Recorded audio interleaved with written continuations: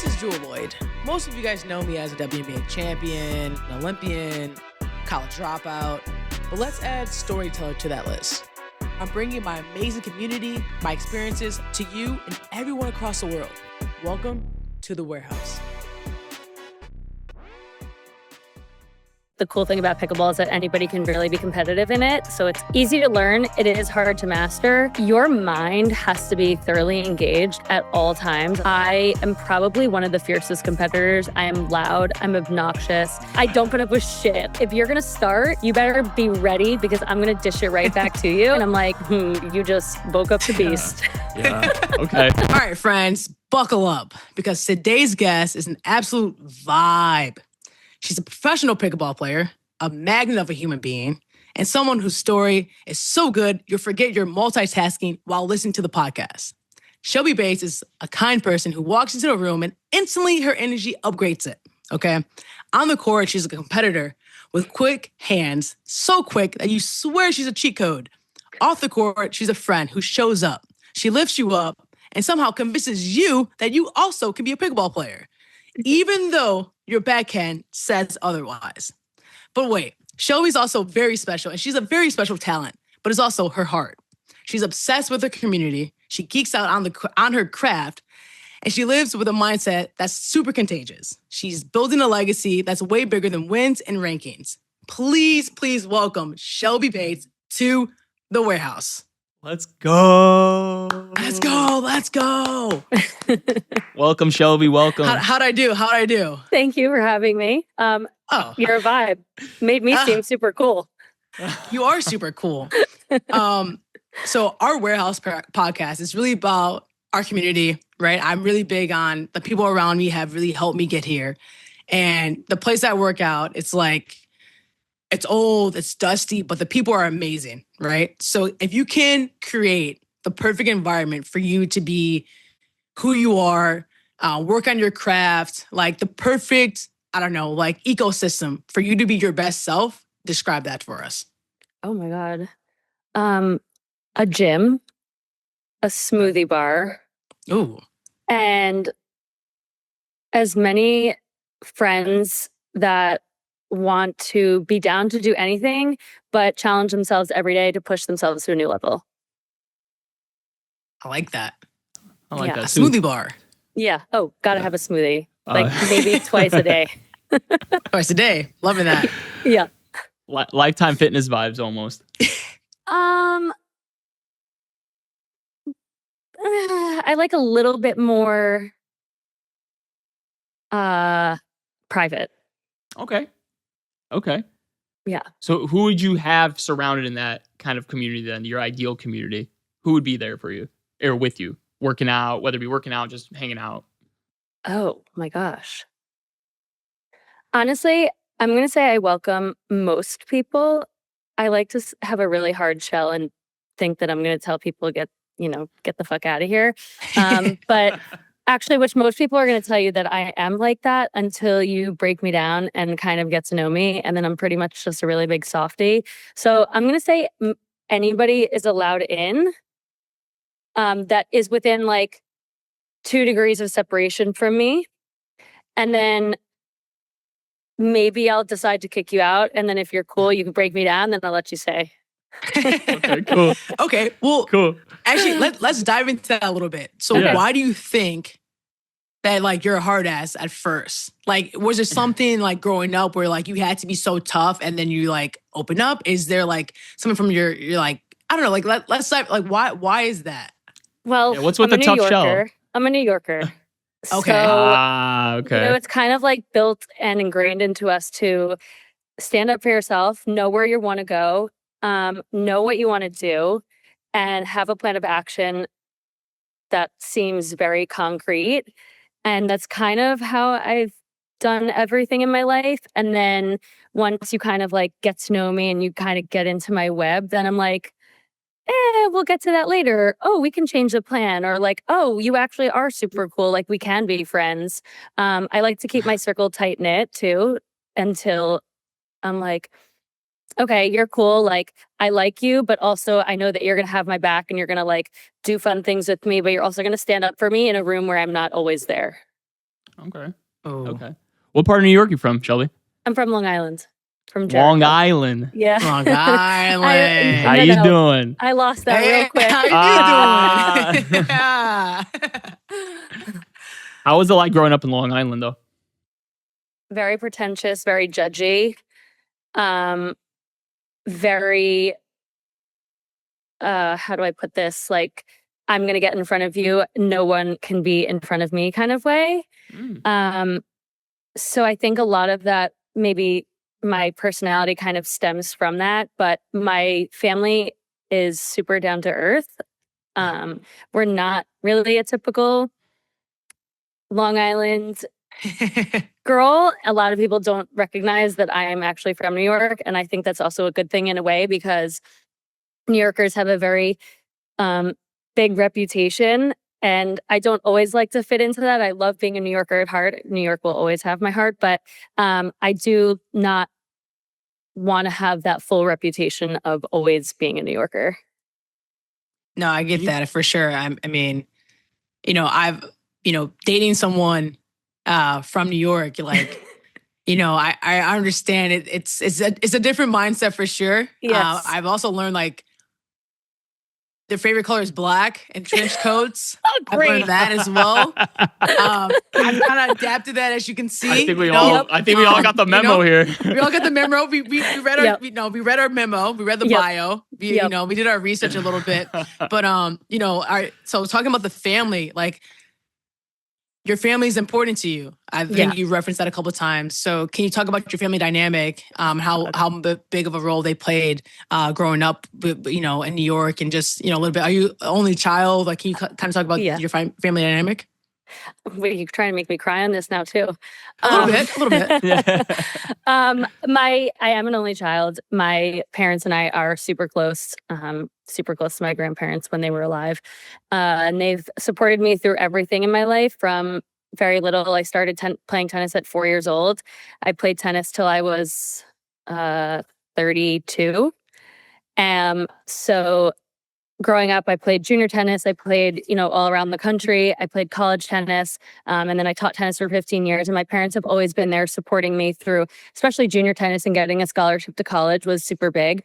And then I'll be honest, like, just to fast forward real quick, but that has transferred into my life now too. Being in the pickleball space, my parents are huge supporters in everything that I do. And I wouldn't be a professional athlete right now if they were not there supporting me and guiding me through this whole journey. So I'm super thankful for them. What got you into tennis? Oh, my dad played competitive tennis his whole life. He tells me that his biggest regret was never playing college tennis. But he used to play with, he's super old now, but John McEnroe and back in the day. Wow. Yeah. So he grew up like around that time with all those guys, practicing with them. He didn't go the pro tennis route. He didn't play tennis in college. His parents never supported him through his tennis career. So I think just my dad being obsessed with tennis, and then my mom was an athlete. They put a ball and a racket in my hand when I, was like 2 years old. So I think it was just, and then my grandma put me in lessons starting at 4. So I was like, all right, here we go. Yeah. Did you play any other sports growing up, or just tennis? No, I did. I played every sport you could imagine. Basketball was my worst sport. So ask me for a pickup game, put me on your team, never pass me the ball. Noted. Hey, listen, at least you know your role. That's the biggest thing. Yeah. At least you know your role, though. That's amazing. Guard, I can like put up a shoulder, but don't pass me the ball. Don't ask me to shoot. It's okay. If you're wide open, take it, Facts. You gotta put it up. No, you cannot pass up open shots. Okay, fine. You cannot pass up open shots. You gotta be a threat. True. Even though you don't think you are one, you gotta be a threat. You gotta pose that you are a threat. Yeah. I played every sport growing up, basketball, softball, volleyball, tennis, soccer. I was super competitive in tennis and soccer until I was 13. And then my mom looked at me and she was like, I can't do this anymore. Pick one. And I picked tennis. Oh, okay. Yeah. Well, I will say I grew up playing tennis. That was my first sport. Okay? Really? And actually, I knew that because you're like a good pickleball player, just as good as me. Hey, Thank you. I needed that validation. Like I said in the intro, you know, she makes you believe that you can be a pickleball player too. It makes sense, okay? Like, and I don't think people understand how hard tennis is. Yeah. Like, it's so hard, especially when you're a kid. Hard as hell. It's so oh my hard. gosh. And like to do that, like all the hours you put in and like the dedication for, you know, a 4-year-old, 5-year-old to be doing that, it's remarkable. Like it really is. And the dedication your parents put in. I mean, for any sport that you are trying to like make your kid, or the dedication of driving them everywhere, but like tennis, oh my gosh, like it's a lot. It's a lot. And you have to really love it. Like that's a sport where like I just fell out of love with it because it's a grind, like mentally, physically, and you're just out there in the sun all day, and it's just like long days. And I credit like anyone who stuck with it and, you know, had the mindset to do that. And it's just remarkable. So, I mean, the fact that you played on and did that and, you know, had the support around you, like I know what it looks like, what it feels like the water bottles you carry, like the bag's bigger than you, like carrying that. It's a load. So, you know, more power to you for sure. I mean, I think kids in every sport are super cool, but tennis is a little different. And like, cause it's an individual sport. So everything you do is like by yourself or with your coach, unless you're like in a drill group with other kids. When you go out on the court, it's like by yourself. It's kind of lonely. It's so lonely. Like you have no one to like process your thoughts with. Like you're asking a 7-year-old to like not cry when they're frustrated. Like, you know how hard that is? Like I cry now trying to get like a can of like open by myself. Like I'm frustrated. Like, but you're asking the kid to like figure out their thoughts. Yeah. Like, why can I get my serve? Like, why can I not? And that's just, I don't know. That needs to be like really studied and like talked about, because it is like something that's just fascinating to me that, you know, kids really trying to figure out their emotions and they really don't understand, right? And it's out there by yourself. And I'm glad they actually added, I mean, we can talk about all day about this, but like adding coaching is like something that needs to be happening a long time ago, because it's just like people need help. Like, for sure, you know, like we talk about this, like I didn't get where I'm at. You didn't get where you're at without help, right? So like give these kids some help. Like, please, anybody. Start them early. Like, please, like that needs to be like a normal thing to ask for help. Like when in doubt, ask for help. I don't get it at all. But let's kind of a little bit fast forward to like high school. Okay. Like, oh God. Yeah. How was high school for you in New York? You obviously went to high school in New York. Like, how was that? Yeah. Like I said, high school was super judgy. I went to I went to one of the smartest schools in the country, public schools in the country. But also, again, like growing up on Long Island, super judgy. It was kind of like, oh, if you didn't have like, if you were wearing last year's, you know, designer clothes, or if you didn't have this handbag or the new iPhone, it wasn't iPhones, it was like Blackberries and pink razors, right? So, but like, it was very hard.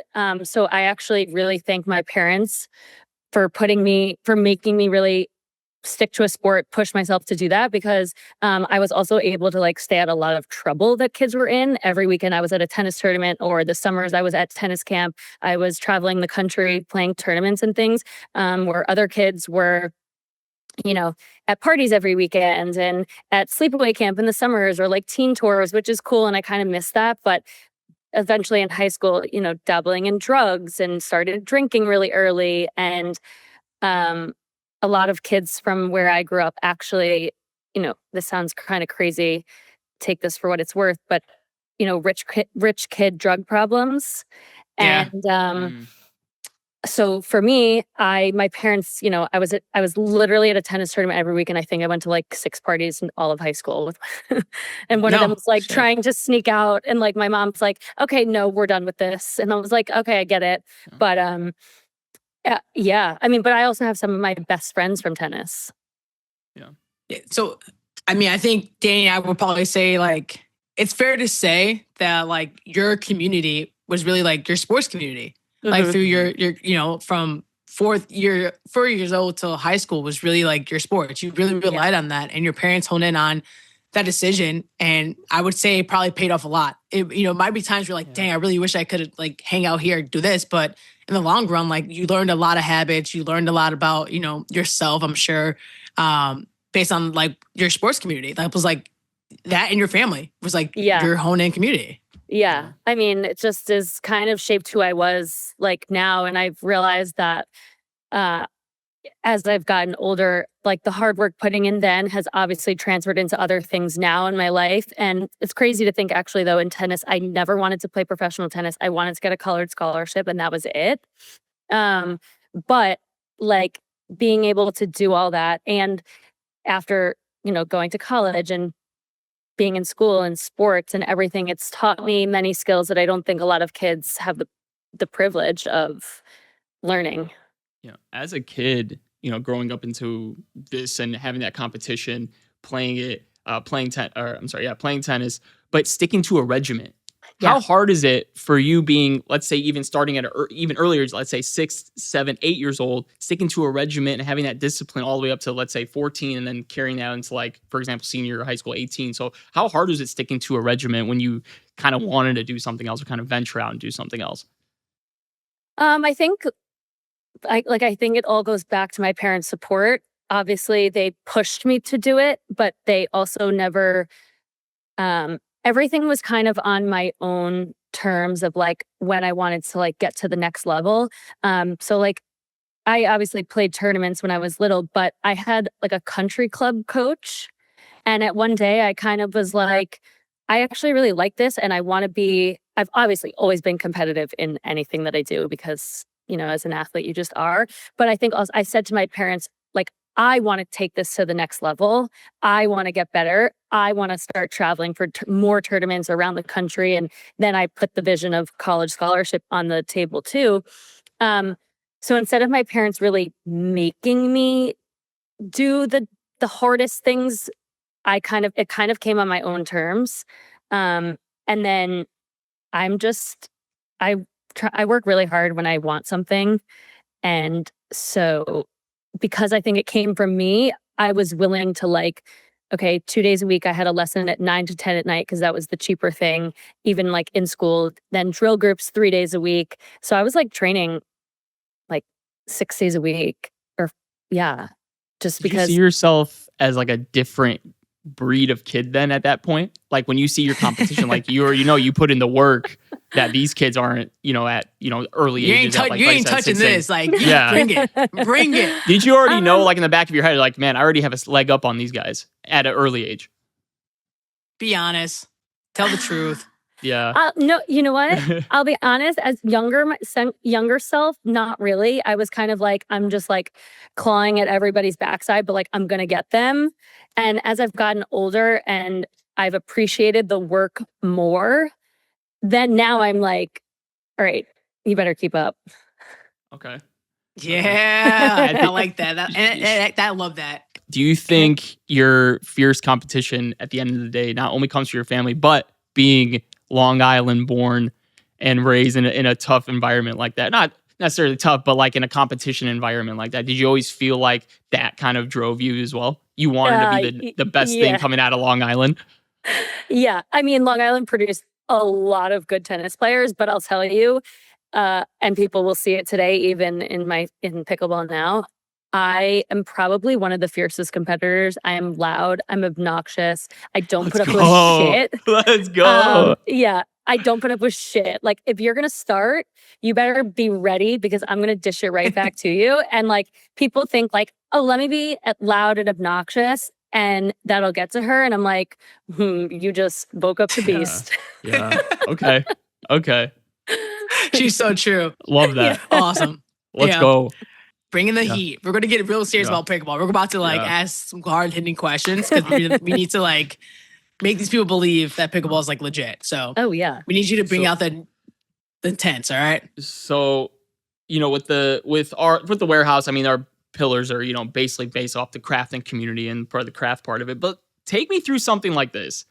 An average Joe sitting on the couch and they're actually tuning into pickleball, where a sport that's known as a leisure sport, a 65-year-old woman can beat out some athletic 22-year-old. Tell me why I should be really interested in it. Tell me what goes into pickleball and someone like a 65-year-old can actually win a tournament. And how is that considered a real sport in a sense? One, I think also just like the cool thing about pickleball is that anybody can really be competitive in it. And at any level you can grow in pickleball. So it's like easy to learn. It is hard to master. But the thing with pickleball that's really cool that I'll say is coming from a tennis player or really any sport is that your mind has to be thoroughly engaged at all times on the pickleball court because you're in such a small space. Like at the kitchen line, you're 14 feet from each other. So like you need to think like, okay, this is going to go really slow. And then all of a sudden it's really fast. It's like bang, bang, bang at each other. So I think that's the cool thing about pickleball is that like you can go from really slow to really fast to really slow to really fast on the court. But I think the thing that I've found with pickleball is how I have to engage my mind at every second of every shot that's hit and really be like paying attention to what's going on the court. Where tennis, you're kind of like super far from each other. You kind of have time to like react. Or, basketball, you're like down at the other end of the court and you're waiting for the point guard to dribble down. It's kind of like you have time to build up to those intense moments where pickleball is intense for every second of the point. Okay, so again, if I never played pickleball in my life, okay, like break down what it is, what the hell's the kitchen, which I get asked all the time. Like, what's the scoring? What's the drop shot? What's the like? Break it down like fundamentally. Like I'm like super foreign. Techniques, everything you can think of. Yes. So I say big ping pong is pickleball is big ping pong, little tennis. So think like smaller court tennis, big court of ping pong. Kitchen is the non-volley zone. So basically you want to be staying out of the kitchen, but you can go in it. You just cannot hit the ball out of the air if you're in the kitchen. Okay. Most people start from the baseline. The receiving side will start it with the kitchen. Drop shot, which is everyone is like, third shot drop is so important. I'm going to like rephrase that. I'm going to say third shot is super important because you can either drop shot it into the kitchen or you can bang it really hard and get up to the kitchen. The cool thing about pickleball is that like you can kind of make it as slow or as fast as you want. Scoring, you kind of need like a little bit of a crash course for it. I'm going to say like a 3-day crash course on the court for the scoring. Yeah, I'm going to be real with you. I don't even know what the games I heard go up to 11. I've heard 21. I've heard so many different things. I don't know where I'm hearing these things from, but scoring wise, it is kind of confusing. I'm not going to lie to you. Yeah, so there are like two different scoring ways. There's traditional scoring, which is you only can win if your team is serving. You can only win a point if your team is serving. Or there's rally scoring, which is every point you win, you score. Doesn't matter who's serving. So there's two different. Gotcha. It's like volleyball. Yeah. Yes. Compared to ping pong, where like you have to. Okay. Yes. Okay. Got it. So we were talking yesterday. Like we were like in a deep conversation, right? Because obviously, like I play, right? We play, and we were both invested. Like he he could tell you like his background and why he's invested in pickleball. Obviously, like I play, like I'm owner in like Major League Pickleball, and we could dive in that too, right? Yeah. And I'm still so fascinated. Like I think pickleball is the only sport where I've lost to like someone who's like not like athletic and older than me, right? And then I've also lost to like a 10-year-old, right? Yeah. And I'm like, okay, how do you make this like legitimate, right? Like, how do we make this like people actually believe in pickleball? Like, how do you make it stand alone and say this could be an Olympic sport? Like, this could be something that, hey, Danny, your daughter who is about to be one needs to have a racket, a paddle in her hand right now and needs to be an actual athlete. Like, how do you convince like these tennis players who are coming over, like, no, this is like legitimate. Like, is it, they need to see an actual pickleball workout? Is it like changing the name to make it not sound pick? Like what is it to someone who is a professional pickleball player to convince athletes or like people that this is like legit? Yeah. I think the thing about pickleball, like especially kind of convincing, I think the hardest thing is actually convincing other athletes that it's a real sport and that it's actually really hard to compete is kind of doing more pro-am fun events that get other athletes into the sport, because like we've had tennis players come over, professional tennis players, like top 10 in the world, come over to pickleball and be like, oh wait, like I actually have to put in work for this.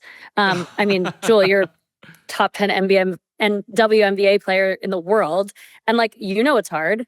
Like you can run around the court, but like it's very different for you to put your hand-eye and your running around the court skills like all in one on the court with a ball, that when basketball is so different. So I think that would be like a super cool thing. I think pickleball actually is more open to having tournaments, but also having like engagements around a tournament versus a basketball game. Like you just come, you sit in the stands, you watch this game.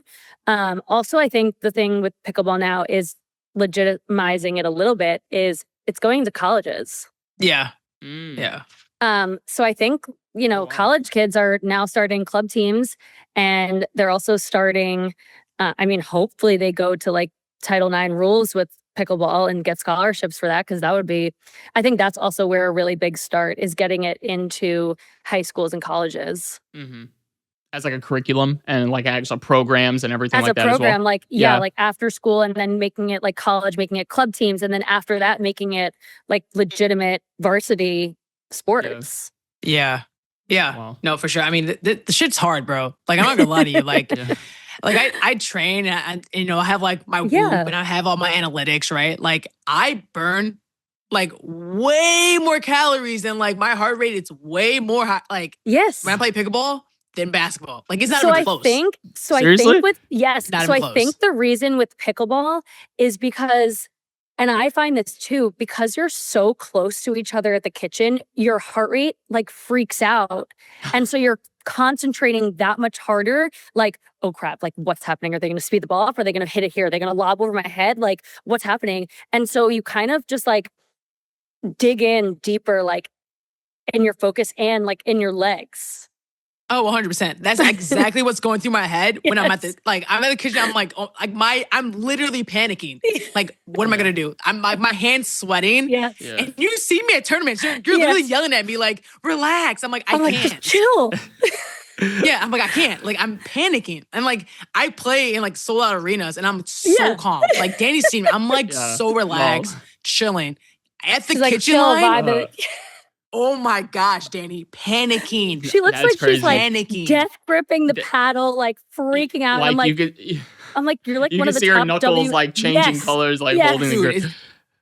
I'm no joke. That's like it's funny. bad. And I'm like, my heart rate is like panicking. So like, I think you're right. Like when people actually play it and play it the right way too, like it's totally different. When you actually play in the tournament and you have the pressure and you have to think through things, it's night and day. So I think that is like totally different. And when you go through a workout too, like, can you actually explain like what a week looks like or like your preparation for a tournament looks like? Yeah. I mean, my week, normally it doesn't change if I'm prepping for a tournament or not. Obviously, I won't work out a couple days before a tournament, but mine is, I drill in the morning. I work out with the trainer. I'll either play or drill again most days. And then I have added in high rocks training and run club.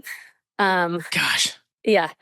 I do a lot. My trainer has said I need to cut back on some of it. So I'm like agreeing a little bit, but I'm like, okay, what are the goals here? Are we like trying to build muscle, or am I just trying to like have good cardio?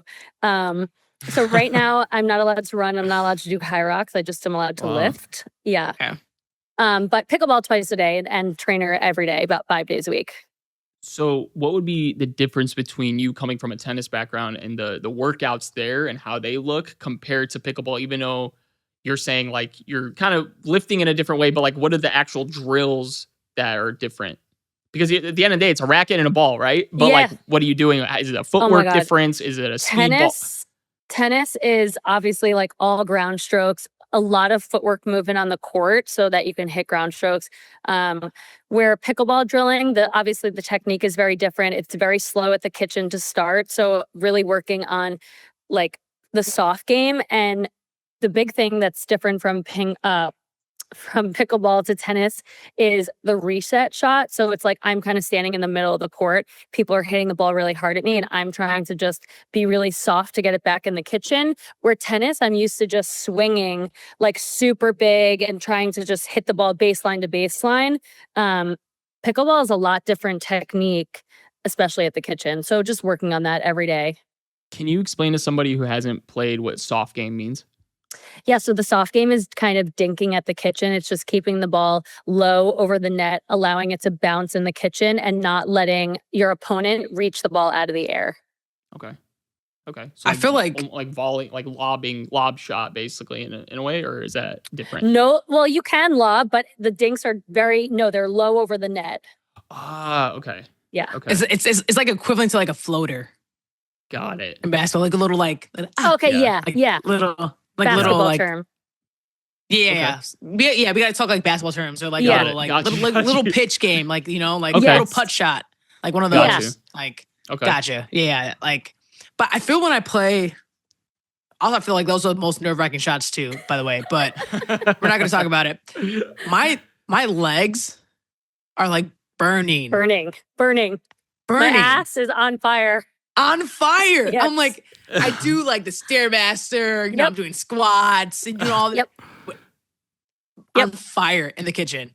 Like, is that Yeah. just like, do I just build a tolerance for that? Yes. Like, that's just like part of pickleball? Like, does the Yeah. strongest legs win? Like, is that like so good? Like, Yes. having the best stance, is that what makes like like, what's the like, Yeah. you have like a player who's like, no, that's like, you want to look like that. Like, is that like who is that I'm watching? I mean, I'm like, really look just like gonna that. say Anna Lee because she's fit and fearless Yeah. on the court. Okay. Yeah. Ben, I'm gonna say I'm sure he's fit because he moves like he is, but Right. his brain, I'm gonna say, is probably the best part of his game because he was like an engineer or something. So his brain wow. is just like at an elite level Yeah. of seeing things. That's Yeah. not my brain. I just know Yeah. how to focus really hard with some energy drinks and candy. But but before I started working with a trainer, I really didn't trust my body on the court. And I would find myself like super sore, super like legs burning, like not be able to kind of like hold myself up on the court. And then working with a trainer who obviously does pickleball specific exercises, I can sit in a squat on the court for an entire game if you need me to. I mean, that's kind of what I do now. I'm just like a Jeez. backboard. I try and just be like a backboard move, stay super low to the ground. I call it ass to grass. And I don't feel as physically not there anymore. Yeah. I Yeah. feel like, I mean, when you have that edge, and I talk about this a lot in basketball too, like if you could find that edge, whatever that is, that will literally take that 1% of your game to the next level. Yeah. Like whatever that is. If it's like a little bit more of the flick, right? Or if it's like a little bit more of your follow through or a little bit quicker on the angles, like that's all you need to really elevate someone's game. It's not a crazy shift, but that 1% matters a lot. Like that's a significant of like 1 point here or there. And you can still, and if that ass to grass works, Yeah. you fucking put the ass to grass, Yeah. Danny. That's I what you do. do. What was the turning point for you to kind of get into the weight room and like so seriously? Like, was there a match where you almost felt like, damn, after the match, you were like, damn, I really need to start hitting the weights or something? Like, what was the turning point for you that you felt like you had to work on the little details of that? So honestly, I've always been into fitness. My mom is like a health and fitness lover. She always got me training like during junior tennis, obviously in college. I kind of, poo-pooed fitness. I was like 6 a.m. fitness, fuck this. Like the trainer's like not looking at me like sick. I don't have to do the exercise. As soon as they turn around, I'll get to it. The worst, right? Like Yeah. I was the worst. But like I knew I had skills on the tennis court. So I was like, I'm fine. And college, I had fun. I drank a lot. I partied, played tennis. I, did well for my school. I'd always stayed working out after college and up until, every day of my life I work out now. But actually in 2024, the couple weeks before I had been drinking and going out a lot. And I hit a one day where I was like, had really bad anxiety and depression. And I woke up January 1, 2024, and I started 75 hard. I cut out drinking. I read self-help books. I worked out every day. I was walking. I cut out everything bad in my diet. And I saw, like, within 3 weeks, the most significant difference in my mind and then the way I was feeling, sleeping. And obviously, I was working out. And I kind of just became addicted to that feeling. And I have not stopped. Those endorphins, man. Yeah. Those endorphins. Those are addicting, huh? Yeah. I don't go as crazy as I was with 75 hard. Obviously, I'm like, okay, I can like eat French fries again, or like eat you can live a little. You can live a little. Yeah. Like I can eat candy again. But like a lot of the habits from 75 hard have stuck with me. That's amazing. Just like, yeah. And thank you for sharing that too. Like, I mean, to be that vulnerable about that and like to go through something and like figure out a way to like get yourself out and see that transformation. That's huge, you know, like to do that and like be, you know, dedicated and consistent enough to do that. Like that's really impressive in so many ways. And to still do it now, right? Like you see a difference and you're like, wait, my body, soul, and all combined, and you're on the other side of it. So like that's like iconic, honestly. That's awesome. You know, it's funny how two pickleball players kind of always run into each other, right? Whether it be on a pod or actually at tournaments. But okay, always ready to go, huh? Always ready. Always ready. Always ready. Love it. Never know. Yeah. So Shelby, how did you and Jewell kind of meet? Or whether it was either through social media, in person, tournament? How did you guys kind of become friends? Actually, I don't even remember. Was we meet 2023? Right? Yeah. Wow. Yeah. Yeah, because I think that's the year that I quit my job. I went full-time pro in 2023. I was working with an agent at the time. He was super involved in pickleball. I don't even know how he got involved with the Chicago area, pickleball courts in Chicago.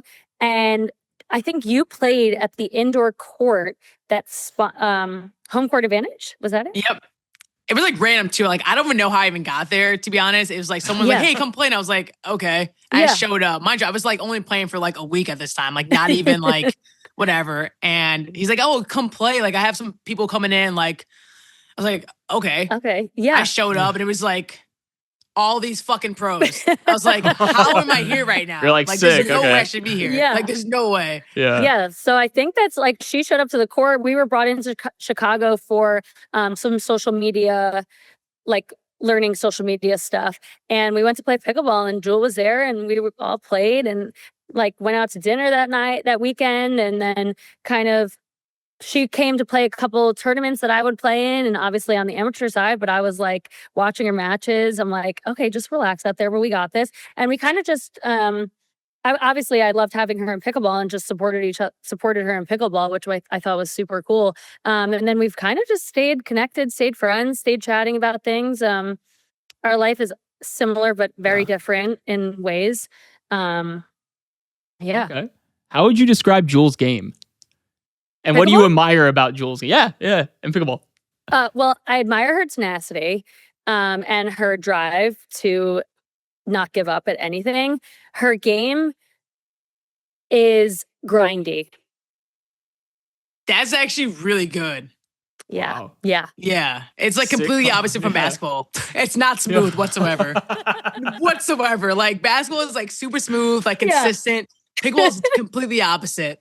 I'm gonna chase everything down, but it's definitely, that's a great word. Yes. A grinder. Like okay. Oh yeah. But like she's like kind of like in her basketball, like I'm gonna sneak around you moves playing pickleball. And I'm like, just like stand up and relax. She's always yelling, like literally, I forget what tournament it was. She's literally yelling, relax, like loosen up your grip. I'm like, I can't. Like, I don't know how to do that. Yeah, I literally don't know how. She's like, just do it. I'm like, I won't. Like, it's stuck in my hand. Like, and yeah, no, I appreciate like everything you always have told me. Like, obviously our friendship has been super authentic, but like, it's really cool. Like, I love learning from so many people and like having people in all different areas and all different fields and like seeing like your growth too as a player and like your life and how open you've been with just like sharing your story with me and stuff like that. It's been really cool. And I've always been able to support you when I can. And obviously from afar and distance, but like seeing you play live and seeing like your comeback and everything has been just really, really cool. So I appreciate it. And all the tips that you have for me, I listen, I write them down. Like I'm always asking for tips and watching. So I highly appreciate it. I love it. Jewell, what do you admire about Shelby's game? Oh, I mean, On the she kind flip of said side. it. No, she said it earlier. Like, I am not pressing and pushing her buttons. Like, she is. No, I'm serious. Like, it's intimidating. Like, she has this fight in her that I think like needs to be shown more in pickleball. Like, I feel like everyone's really nice, and everyone's kind. No, I do. Like, I feel like there needs to be a little bit more like attitude. Like, there needs to be more confidence showed, and like she plays with that and their ability. And I also think like you're also very like deceivingly like long. Like you cover so much space too. So things that people like try to get shots past you, you like cover that. And I love your backhand. Like I think it's just like feisty, you know. I think you could do more of it, I think, you know. And I love it. Like it's aggressive, but it's control aggression. Unlike me, I just like try to kill everything, and that's why it's trendy. But I like the control aggression. And I love it. And I think that's what's like cool to watch is that like I want more of it. Yeah. I think that's what makes you a really good like doubles partner too, because like you balance your partner out a lot as well. Thank you. Okay. Yeah, of course. Awesome. And Danny, when you play, I think you could have both of our games. You know, I think you could play like that, Danny. You know what? It's crazy. To this day, I probably played pickleball like once in my life, and it was just volleying. I've never really played. I really have to get on it. Make it happen. I really got to get on the court. Danny, what are you doing? Come on. I mean, they took over the lifetimes. I just wanted to hoop, and all of a sudden I look, I'm like, what? I got a whole class of people playing pickleball. I come in with a ball, I'm like dribbling. I'm like, oh man, here we go. You're like, nope. So I guess I gotta adapt. Here, it's either adapt or die at this point. So I gotta do it. That is true. Yeah, that's very true, bro. Even outside, except the tennis courts from you. So like, come on. Oh, dude, like, get with it. No more tennis courts. No more lifetime basketball courts. That's it. Like, that's it. Just pick up the Yola paddle and go outside. Get a paddle. Yeah, the Yola paddle, and that's it. Come on, bro. But yeah, let's get into quarter three. So that was halftime, folks. Let's get into quarter three. You know, here on the Warehouse, we like to talk about mindset, right? And it starts from you. You know, especially when you're facing competition. The first thing when you're walking on the court, what pops into Shelby's brain? First thing, seeing your opponent, what is it? Like when you first walk onto the match in the court. Don't fuck with me. Oi! Let's go. Let's go. Yeah. That is gonna be so hyped. Yeah. Let's go. You got us fired up. But you know, when you see your opponent, what else is it that you're going through the matchup? Like, are you referring back to the scouting report, for example? Do you get a scouting report? Is there anything like that pre-match or when you know you have a match upcoming? What are you kind of studying for your opponent? I mean, I'll talk really specifically in doubles and mixed doubles. I do play singles, but I'm getting older. The kids are getting younger, and singles is kind of going out the window for me. It's just kind of a little warm up for doubles and mixed doubles. That's what's really important to me. So really with my partners, we do kind of have scouting reports on other players. Obviously, we play with the same players most tournaments. This year will look a little different as in terms of tournaments and players, which will be kind of cool to get to know some new players around the world. We do have a scouting report. We do talk about it. We do talk about a strategy. But for me, I know my role on the court. And last year kind of was a very turning point year for myself. And I just trusted my body, obviously for my fitness, like we talked about. And then I've also just learned my role on the court. I became a super strong right-sided pickleball player. I know what I want to do out there. I know what I'm supposed to do. I know, what I want my partners to do. They know they've told me what they want me to do, kind of thing like that. And I kind of just know what my plan is with the scouting report that we have. And I just trust that I am going to stick to what I know. And I'm just going to be willing to stand there for 100 balls if I have to, grind if I have to, ass to grass, at every single moment. So it's really also for me, just like trusting my body and trusting myself first. Okay. So there's a side to the competitiveness of being a competitor, right? Going to the match, like you have this kind of report, like you're a competitor. But then there's another side of the mindset of like, okay, this is going to be my career, right? Like you sacrificed a lot to get here, right? You put everything, like quit your job full time, right? What's the mindset of being like, okay, I quit everything I have. I'm all in. Like, Yeah. Mm-hmm. what does that look like? Like you sacrifice so much, and particularly like you're not necessarily making millions right away, right? Nope. Like Yeah. what is the pay? Like what is this? Like your family is, helping you, supporting you, has your back. Like what was the moment of Danny, was it Chicago was a Yeah. pivotal moment for you, I believe. And Yeah. maybe you could talk about that moment that kind of like helped you get to where, but like talk about that mindset, because I don't think people realize when you're really going after your dreams and chasing that, like you sacrifice a lot and it takes Yeah. a lot to get to where you want to go. And especially when there's a sport that's kind of like, you're kind of like in a startup company, right? Yeah. So Yeah. can you Very like talk about niche. that mindset? Yeah, very niche market. So can Very you niche. dive into that? Yes, we'll kind of throw it back to 2023 really quick is when I Yeah. quit my full-time job. I was a tennis pro at a country club. I was making well over 6 figures. I, had a 401k, I had healthcare, I had PTO, I had my parents helping me with absolutely nothing. I was the top income earner at my club for 4 years. And my mom is a very old school person, kind of like, okay, you go to school, get a job, have a career, have everything planned out. You get a boyfriend, you get married, you have kids kind of thing. That's just the way my mom is. And so for me, she's like, okay, great. You're set up and you have this job. And I said to her, started playing pickleball. And I said to her, I'm going to quit my full-time job. And she's like, Ooh. well, Ooh. what about like the money? What about, healthcare? What about all these things? And I was like, okay, give me a year and I need your help, obviously. I mean, I had money for my job at that point, but I just need your support at this point. And she was like, she really had no choice. She could say no, but I was going to do it anyway. And so she was like, okay. So she supported me. My dad supported me through that. That took me to like 2024, which was a really struggle year.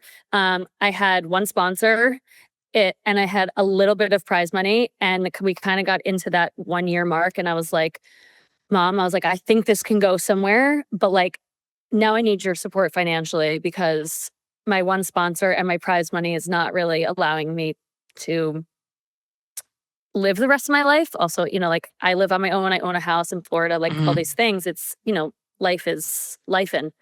And so they said, okay, we'll give it a year and we'll support you financially through everything. And obviously my parents have sacrificed a lot through my whole life. They've done this my whole life. So I mean, I have to give everything to them always.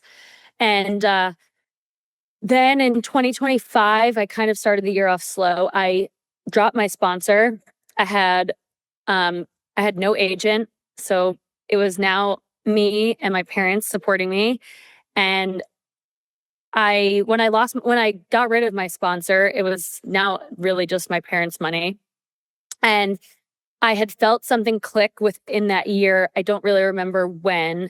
I found, at the beginning of 2025, I found my partner who I would play with for like the remainder of the year in women's doubles.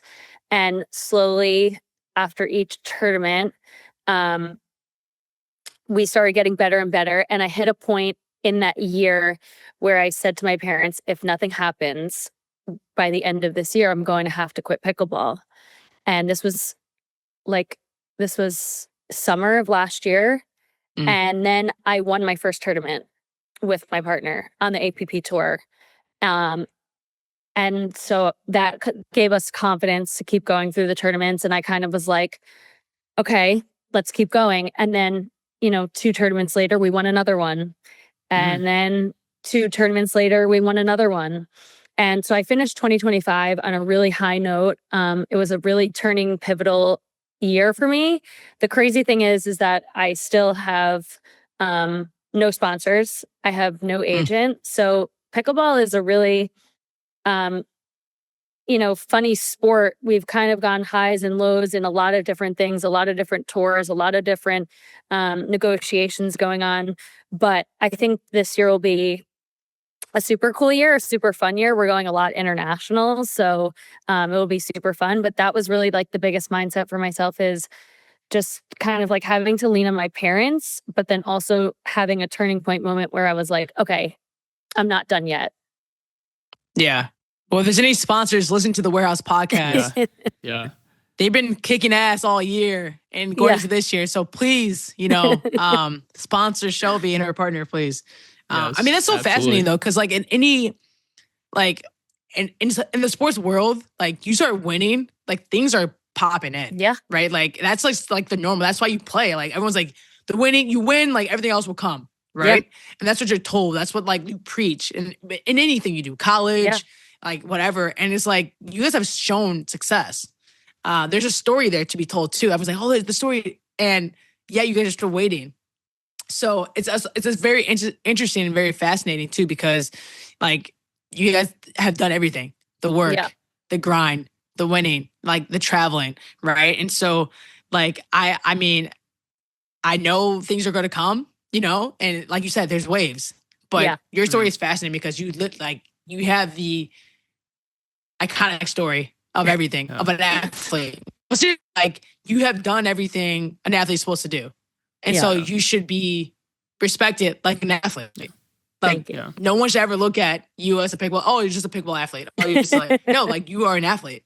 No, seriously. Yeah. That's why like I think it was so important to have you on this podcast, because it's like me and Danny respect you like an athlete. Thank you. And the people who are like, oh, no, like this is like real shit. Like everything you said, like I can relate to. Everything you said, like Danny can relate to. Like we watch and talk to the athletes all the time, and it's like, like this is like serious stuff. And so, like this is like fascinating. Go ahead, Danny. Yeah, I was gonna even say like you went through a lot in your short pickleball career. You know what I mean? Yeah. Like looking into like your career, I think you said starting basically full on 2023, right? So it's only been a couple years. Yeah. I know this. It sucks to hear, but like, what was like your lowest point as a competitor on the court? Like, where do you feel like, damn, like this could be the breaking point for me? I'm actually going to say last summer. I don't remember.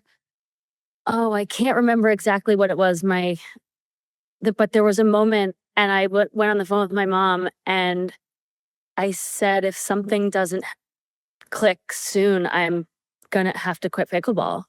I mean, they just can't financially support me forever. I'm old now.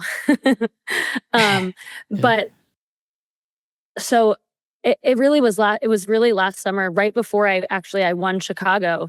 It was that we just talked about it, and she was like, I know you don't want to quit pickleball, so like let's figure out how do we make this happen for you. And so for a lot of athletes, the term, and we hear it a lot in sports, like all it takes is one, right? Yeah. Whether it's Jewell playing basketball and, if she's having an off night, all it takes is one shot. You see the ball go in, everything kind of, erases, right? For, in other sports too, in football, like, you want to break the defense, all it takes is one big pass play, right?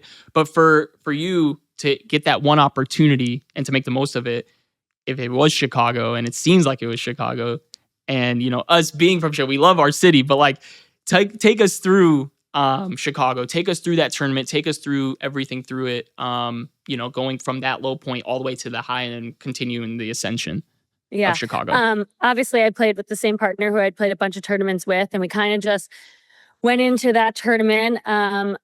I lost in singles. Actually, this is a crazy story about Chicago that I'll go it as we go, but started off with singles. I think I won a match or two. Didn't play so hot. It's singles.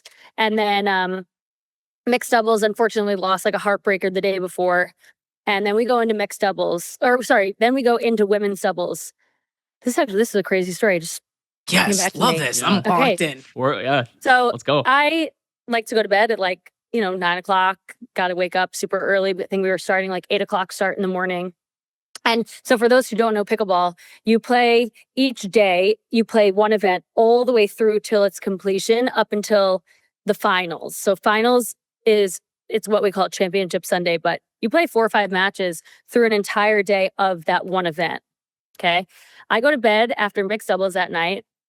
I'm in my hotel and I'm sleeping. I go to bed. I'm 2.5 hours into sleep, and I hear a banging on what I think is my door in my hotel room. And I'm like, what the hell is happening? Oh, shit. I wake up.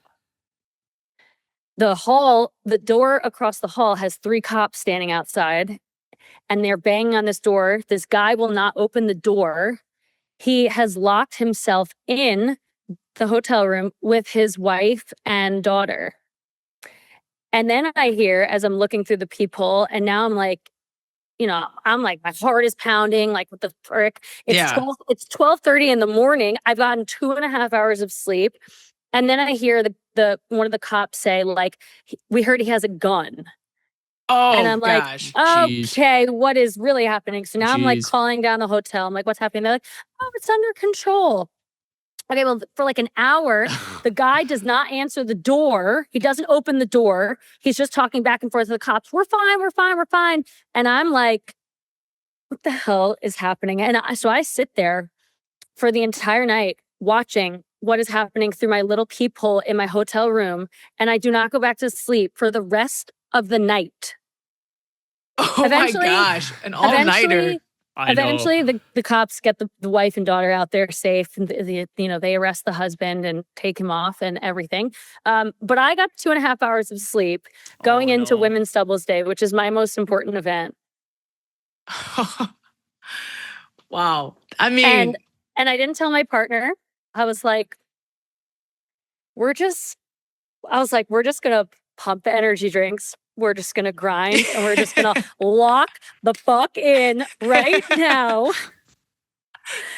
And we did it. We didn't lose a game that entire day. Didn't lose a game. so what I'm hearing is Get no sleep. get no sleep, pump the energy drinks, Yeah. lock the fuck in, and you're Yeah. good to go. That's what I I'm think. hearing. It's Yeah, crazy. so I realized that every tournament since then, if I just have a little bit of chaos in my life, I thrive and we win. Yeah.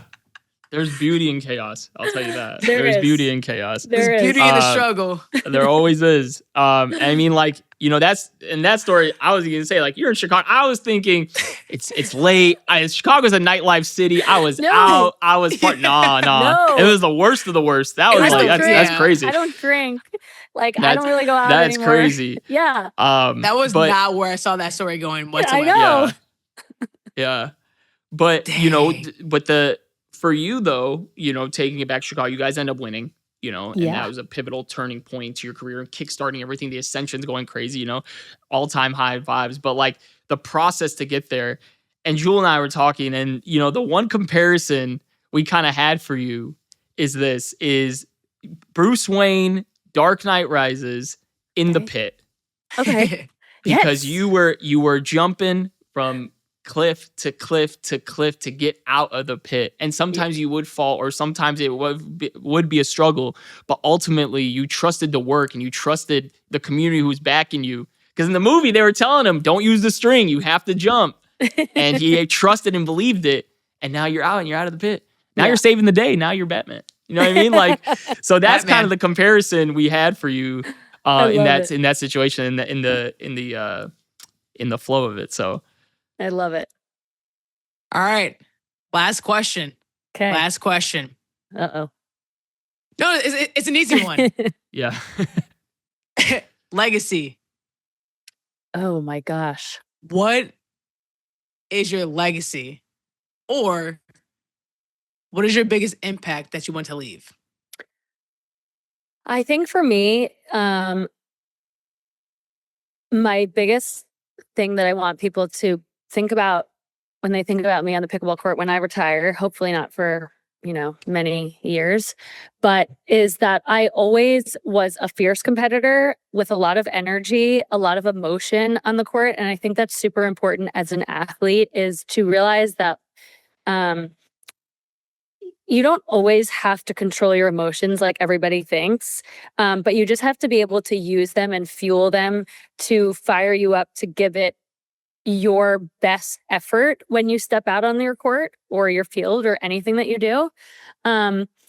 Also, I think for me, when I leave pickleball, I have a really good eye for coaching. I'm not always able to implement it on myself or see it when I'm in the game. But I do have a really good eye when I'm watching the game and coaching my friends or my partners playing mixed doubles against other teams. So I think for me also, I think is knowing that if I'm not playing, that I can still be involved in the pickleball world and involved in the pro world and coaching younger players at their tournaments. I love it. So I know That's exactly who I'm calling when I retire and I want to become a professional pickleball. I am calling Shelby without a doubt. Let's go. 100%. Honestly, thank you so much for coming on the warehouse. Of course. It means a lot to me to just selfishly talk to my friend. It's been a long time. We haven't caught up in a while. But it means a lot to really catch up, share your story, share some insights. And brother, if 1 million people watch, if one person watches, someone's going to learn something today. And that's really what this is all about, sharing your story. I know me and Danny were like hyped about this and just really just embracing everything about it. So, Definitely. we're really big on, like we said, the craft community, mindset, legacy, and sharing people's stories. And so, everyone like and subscribe to the warehouse. Thank you again, Shelby. Thank you until so next much for time. having me. So